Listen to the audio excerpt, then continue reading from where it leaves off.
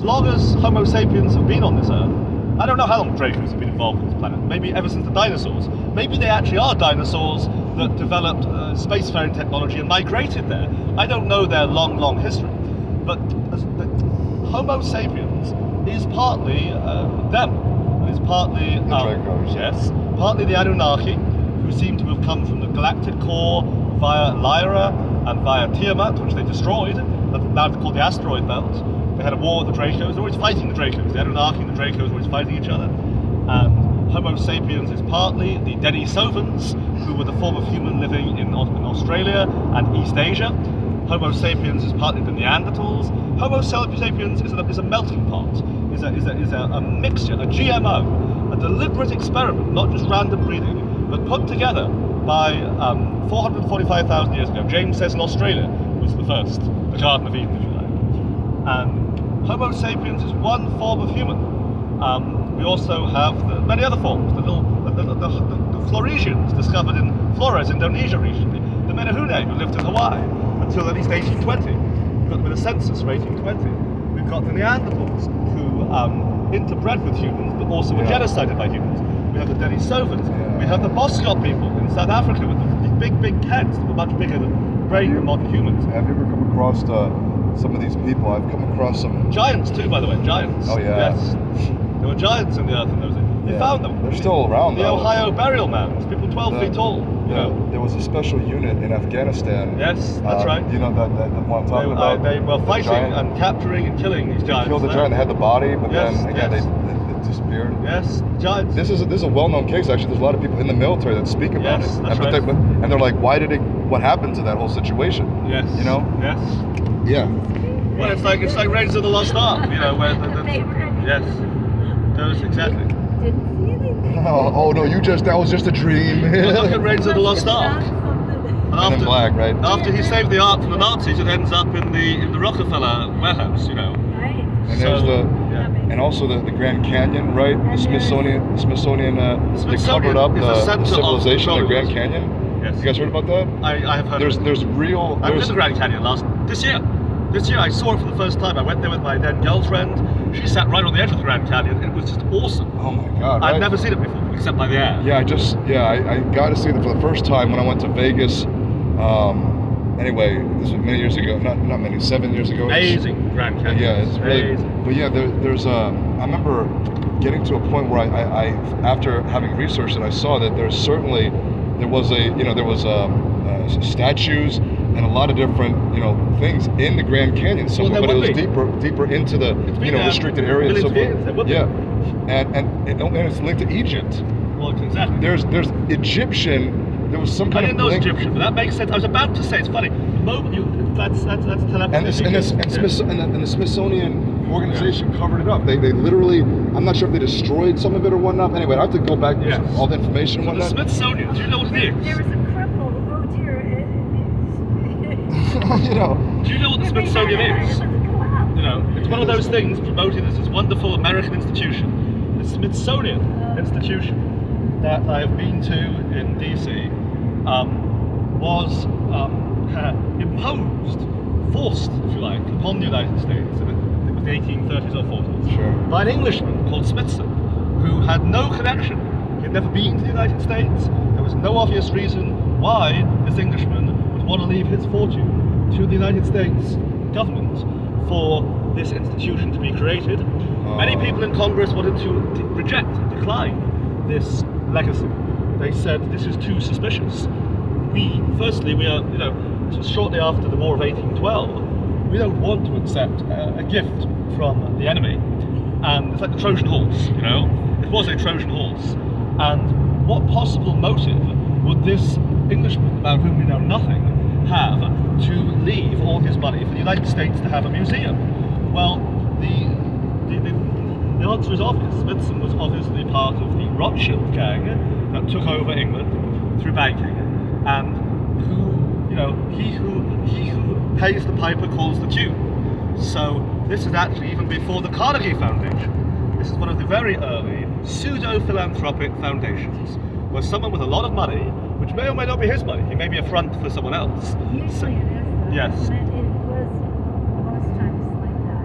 He says, right, I will, and I will found this university, I will found this museum, I will found this medical organization, Right. and I will dictate what it does. And the agenda is malevolent. So the agenda of the Smithsonian was to hijack the archaeology and other scientific knowledge of the United States, and then in due course, as the United States became the world superpower of the whole world. And that is actually strongly implied throughout the Indiana Jones movies, Yes.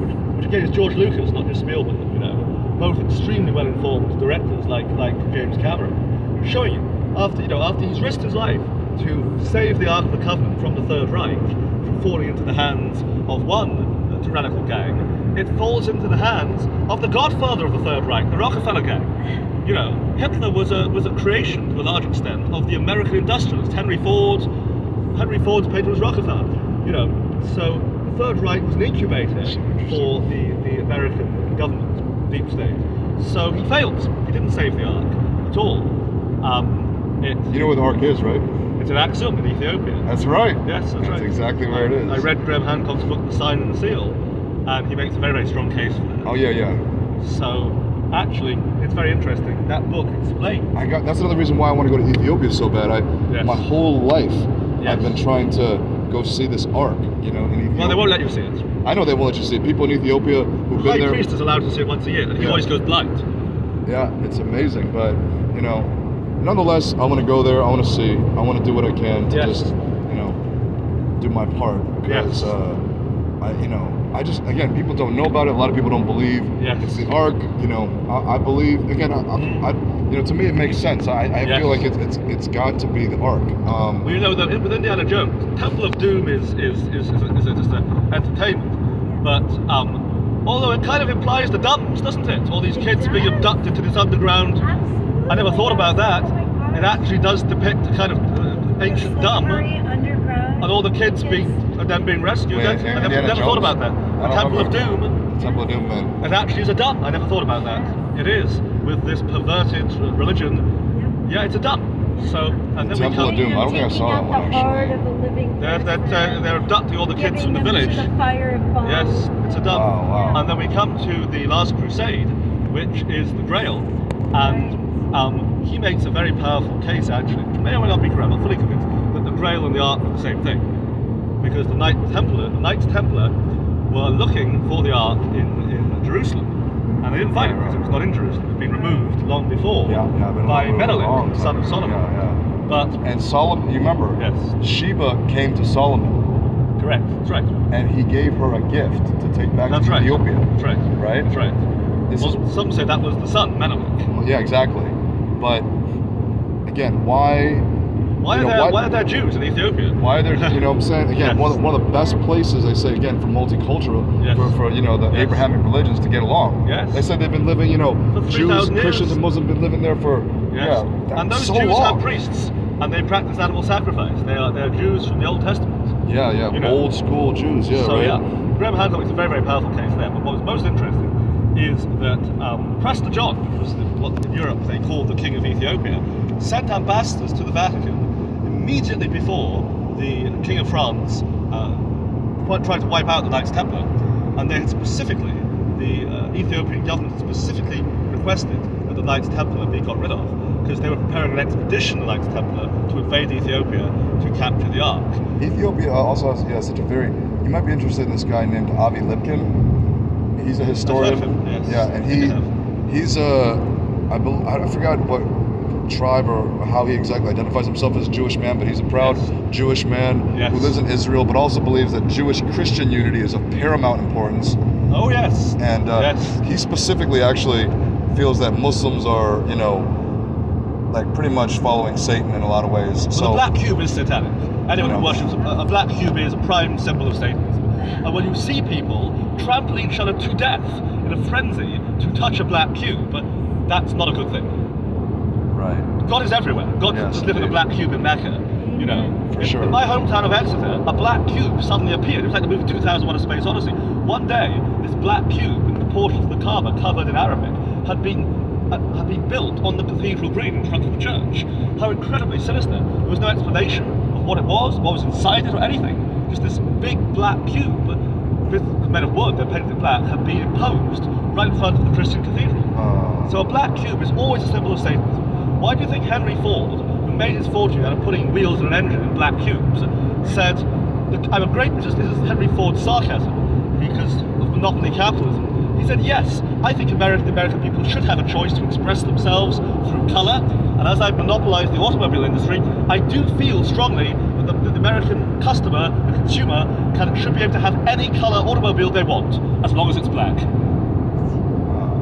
That's what he said. Wow, interesting. Black isn't the colour, black is the absence of light. I'm not making any comment about people with black skin. I'm saying black is not a colour. Light is all the colours combined. Black is the absence of light. That's what it is. Any physicist would agree with you. Yeah, I mean, yeah. So, black is not in itself a bad thing. Bright, blessed day, dark, sacred night. Right. The light needs. You have the shadow needs. Some people with black skins who are very good people, people with white or pink skins who are very bad people.